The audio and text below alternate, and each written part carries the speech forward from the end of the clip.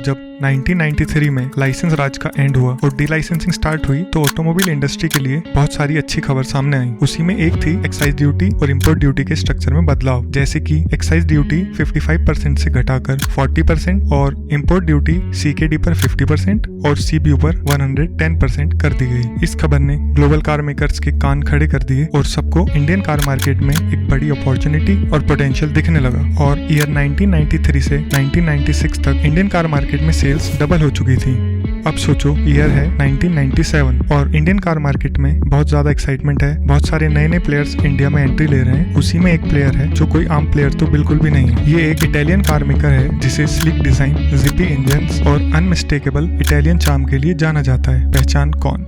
Ferrari? No. Lambo? No. ये है fiat. अब फिएट ने इंडिया में कभी डोमिनेंट पोजीशन तो नहीं बनाई, लेकिन उनके पास कुछ ऐसा यूनिक एडवांटेजेस थे जो उसे दूसरी ब्रांड से एक कदम आगे रखते जरूर थे। अब आप समझ ही चुके हैं कि इस वीडियो में फिएट की बात होने वाली है, तो चलिए डीप डाइव करते हैं इस टॉपिक में। तो फिएट ने इंडिया में ऑफिशियली अपनी पहली कार फिएट ऊनो को 1997 में लॉन्च करा। इस कार ने लॉन्च होते ही इंडियन कंज्यूमर्स को अपनी तरफ अट्रैक्ट कर लिया, जिसका रीजन था इसकी अफोर्डेबिलिटी, क्योंकि इसका प्राइस था 1.27 लाख रुपीस और दूसरा इसका डीजल इंजन, जो उस टाइम किसी और कार में बहुत मुश्किल से मिलता था। भारत में डीजल के प्राइसेस हमेशा पेट्रोल से कम ही रहे हैं। और अगर बात ईयर 1997 की करें तो उस टाइम पेट्रोल 23.84 रुपीस पर लीटर था और डीजल 10 रुपीस 84 पैसा पर लीटर। और इस वजह से उस टाइम डीजल इंजन्स बहुत ज्यादा फेमस हो रहे थे और इसी चीज का एडवांटेज फिएट उठाना चाह रहा था। तो इस वजह से फिएट की इंडिया में शुरुआत बहुत अच्छी रही और ऐसा लग रहा था कि अब इस इटालियन स्टैलियन को कोई नहीं रोकने वाला था। और ईयर 1999 में फिएट ने लॉन्च करी सिएना। इसमें 1242 सीसी का पेट्रोल इंजन और 1697 सीसी का डीजल इंजन दिया गया और बहुत एग्रेसिवली प्राइसिंग रखी गई, जिससे ये पेट्रोल में सेकंड चीपेस्ट और डीजल में चीपेस्ट कार बन गई अपने सेगमेंट की। लेकिन ये इंडियन कंज्यूमर्स को बहुत ज्यादा अट्रैक्ट नहीं कर पाई और फिर हकीकत सामने आई, इंडियन कार मार्केट बहुत टफ था। एस्टैब्लिश्ड प्लेयर्स जैसे Maruti Suzuki, hyundai, Tata Motors इस मार्केट को रूल कर रहे थे और इस बात को फिएट जल्दी समझ गई कि इंडियन कंज्यूमर्स को जीतना आसान नहीं है। और फिर फिएट ने 2001 एंड में लॉन्च की अपनी एक छोटी कार पालियो,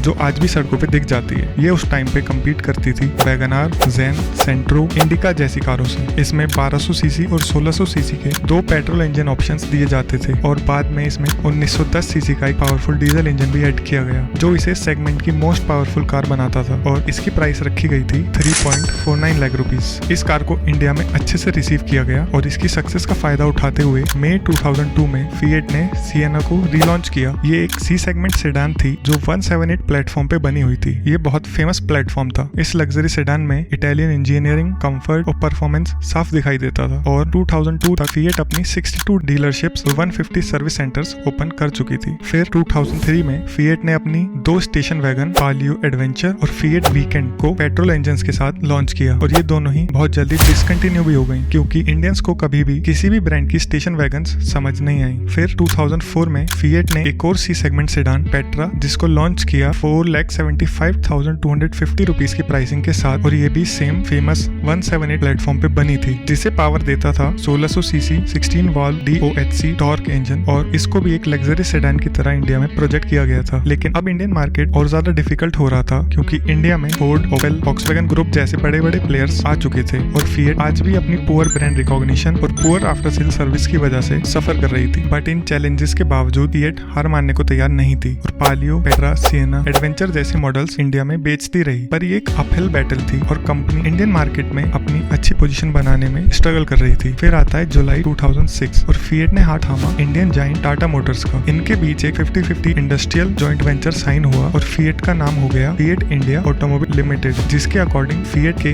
रंजनगांव प्लांट में दोनों ब्रांड्स मिलकर व्हीकल और पावर ट्रेन्स मैन्युफैक्चर करेंगे और टाटा अपने फास्ट डिस्ट्रीब्यूशन नेटवर्क से फिएट की कार्स की इफेक्टिव मार्केटिंग और डिस्ट्रीब्यूशन देखेगा। ये तो रब ने बना दी जोड़ी टाइप्स हो गया। उसके बाद फिएट ने 2007 में पालियो स्टाइल उतारी, जिसमें 1108 सीसी और 1600 सीसी पेट्रोल इंजन और 1.3 litre multi jet diesel engine provide किया गया था और इस कार का प्राइस स्टार्ट होता था 3.48 लाख रुपीस से। अब इस मल्टी जेट डीजल इंजन का नाम अभी तक काफी बार आ चुका है और इस इंजन को नेशनल इंजन ऑफ इंडिया भी कहा जाता था। ऐसा क्यों, ये आपको भी आगे वीडियो में पता चलेगा। अब आगे चलें तो फिएट इंडिया में अभी तक बहुत सारी हॉट हैचबैक्स ला चुकी थी, लेकिन अब टाटा के साथ जॉइंट वेंचर के बाद कमबैक को तैयार फिएट ने इंडिया में अपनी much awaited world famous hot hatch Cinquecento, जिसको इंडिया में फिएट 500 के नाम से जुलाई 2008 में अनाउंस किया। इससे कुछ दिन पहले ही king of hot hatches Volkswagen अपनी लीजेंडरी कार बीटल की इंडिया में एंट्री अनाउंस कर चुकी थी, लेकिन अभी लॉन्च नहीं हुई थी। ये फिएट 500 को टफ कंपटीशन देने वाली थी। फिएट 500 को 11 कलर ऑप्शंस और फुल्ली कस्टमाइजेबल रखा गया था, जो अभी तक कोई और ब्रांड नहीं कर रही थी। इसकी मार्केटिंग और डिस्ट्रीब्यूशन देखा टाटा मोटर्स ने और फैसला लिया कि इसे सिर्फ 6 बड़ी सिटीज में ही बेचा जाएगा, जो थी दिल्ली, मुंबई, बेंगलोर, चंडीगढ़, हैदराबाद और पुणे। इस कार को पोलैंड से सीपीयू रूट से इंडिया लाया गया था, इसलिए इसकी प्राइस रखी गई थी ₹14.82 लाख और इसमें भी वही same 1.3 litre multijet diesel engine जो 75 हॉर्स पावर प्रोड्यूस करता था, और ये इसका ड्रॉबैक था। लेकिन इस कार से फिएट का मकसद नंबर्स लाना नहीं था, बल्कि उनका विजन था इसके थ्रू अपनी ब्रांड वैल्यू इंक्रीज करना और फिएट की इमेज को इंडियन कंज्यूमर्स के माइंड में डेवलप करना।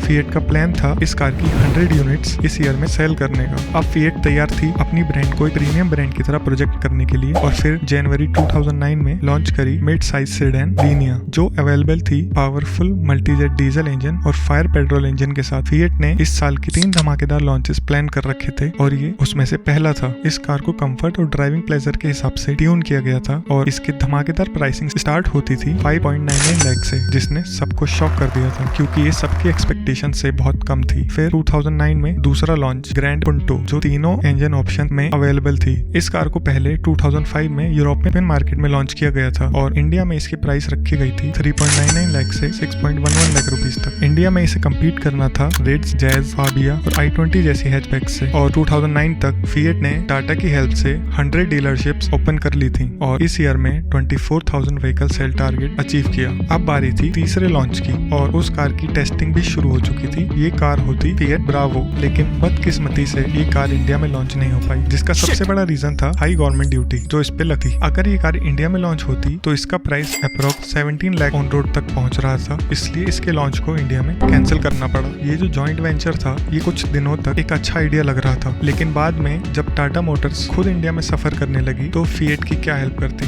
फिएट के कोई मॉडल्स बहुत अच्छा परफॉर्म नहीं कर पा रहे थे, लेकिन फिएट अब भी हार मानने को तैयार नहीं थी। और फिर 2012 में टाटा फिएट जॉइंट वेंचर का एंड हुआ और एग्रीमेंट किया कि अब फिएट को इंडिया में ग्रो होने के लिए अपने प्रोडक्ट्स की मार्केटिंग और डिस्ट्रीब्यूशन अपने हाथ में ले लेनी चाहिए, जो अभी तक टाटा उनके लिए कर रही थी। लेकिन 50-50 जॉइंट वेंचर का पार्ट होते हुए ये दोनों इन 5 सालों में साथ में 1,90,000 कार्स और 3,37,000 पावर ट्रेन्स मैन्युफैक्चर कर चुके थे। इसी वजह से ये मैन्युफैक्चरिंग पार्टनरशिप अब भी कंटिन्यू रहने वाली थी। इसके बाद 2014 में पुंटो ईवो को इंडिया में इंट्रोड्यूस किया गया। ये उस ग्रैंड पुंटो का लेटेस्ट जनरेशन थी जो 2008 में इंडिया में लॉन्च की गई थी। अब इसको अंदर और बाहर से पूरा चेंज कर दिया गया। इसकी प्राइस स्टार्ट होती थी 4.55 लाख से और इसे 2 पेट्रोल और 2 डीजल इंजन के साथ लॉन्च किया गया, जो थे 67 bhp 1.2 लीटर और 89 bhp 1.4 litre petrol engine and 75 bhp 1.3 litre multijet diesel और दूसरा भी same but powerful 90 bhp multijet diesel engine. इन चारों ही इंजन के साथ 5 स्पीड मैनुअल ट्रांसमिशन पेयर किया गया था। इसके 3 मंथ्स बाद इसका एक क्रॉसओवर वेरिएंट एवेंचुरा को इंट्रोड्यूस किया गया। ये थोड़ी रकेट बॉडी किट के साथ आती थी। इसमें सिर्फ